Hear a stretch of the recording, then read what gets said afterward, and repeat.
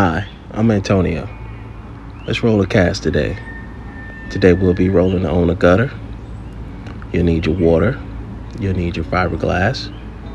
You'll need your cotton. And you'll need multiple pieces of stockinette. One piece for the thumb, one piece for the injured fingers, and one for the forearm. Also, you'll need some type of cotton or gauze to put in between the fourth and fifth digit, because the Ulna gutter cast incorporates the fourth and fifth digit. And like always, you need a good pair of scissors. Let's do this. First, we're gonna put a piece of cotton or gauze in between the fourth and fifth digit. You do not want to incorporate any fingers inside of a cast without placing any material in between those digits, because they will macerate and break the skin down and cause irritation. Major no-no. Like always with any other cast, you always want to make sure you got your patient in a neutral position, or in the position that your physician has prescribed that cast to be in.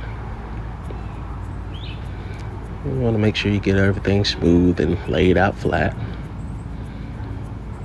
Cut a little hole so you can release the fourth and fifth digit out. It should look something like, if you're old enough, the old show called Star Trek, it should look like Captain Spock's symbol for coming in peace. We're going to take our cotton, start at the wrist, work our way up distally, get around the fourth and fifth digit. I sometimes give it a little extra padding, just for cushion. And then a clean 50-50 roll proximal towards the anacubical space.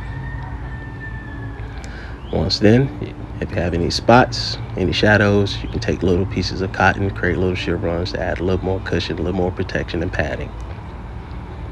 In a perfect storm, you'll be able to extend your patient out and get their fingers to flex downward for you. I am going to add a strut just to reinforce my Ulna gutter.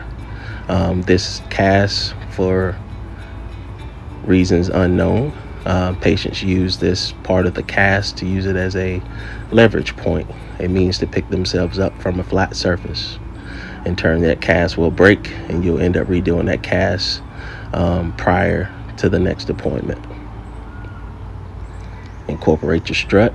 Make sure that your fiberglass is not encroaching upon the third digit.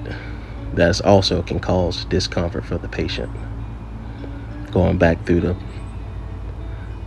web space, through the palmar crease, you're going to work your way down, grab another roll, and finish up your cast.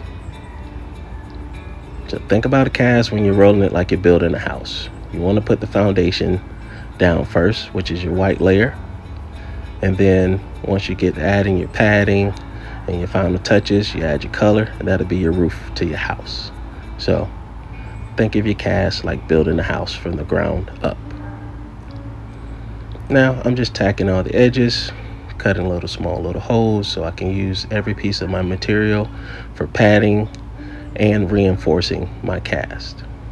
And I am giving my cast my fiberglass with the stockinette. The way I have it tucked down, I am giving my stockinette, my fiberglass, something to purchase itself on. While you're rubbing and you're molding, you want to always try to get your patients down into the proper position, the angle as prescribed by your doctor. Usually you want to get them in a position of 90 degrees, but I advise you as an orthopedic technician, do not force it.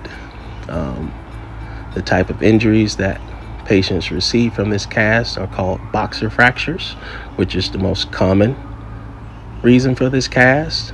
And that boxer fracture, in simplest terms, patient broke their fifth metacarpal. And if you're looking down at your hand and make a fist, it's that little knuckle that pokes out right at the base of your pinky. Now I'm just putting the color pieces on, color roll on, and always try to finish your rolls on the lateral or the outside of the patient, away from the patient. Always try to finish your final cut away from the patient. If you're fast enough, and depending on your water temperature, you should be able to maintain your angle of this said cast or the gutter as prescribed while rubbing and molding. You just hold it. I'm just holding it. Pay attention to my hands. I'm just holding it. I'm putting in the osseous mold in. Make sure that cast is good and secured and form fit to that said patient. But it's a very simple cast, or it can be simple once you do a few. Very common cast you will see a lot as an orthopedic technician.